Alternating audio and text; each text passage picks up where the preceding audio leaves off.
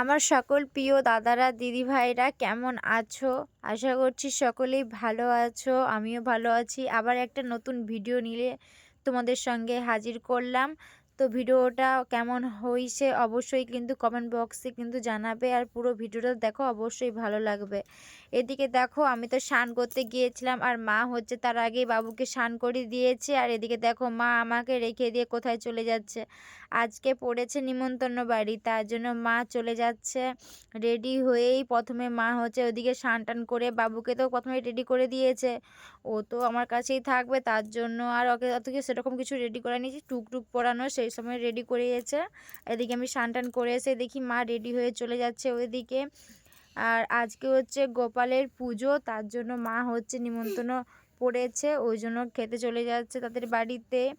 আর এদিকে দেখো, মা যাওয়ার সময় কি রান্না করেছে দেখো, ডাঁটা আলু তরকারি করেছে, গরম ভাত করেছে আর মাছ ভাজা করেছে। কারণ বাবু তো যেহেতু ঝাল পছন্দ না, তার জন্য মাছ ভাজা করেছে, তাই আমাকে এবার বাবুকে খাইয়ে দিতে হবে।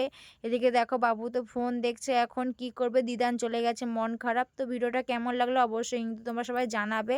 দেখা হচ্ছে পরে।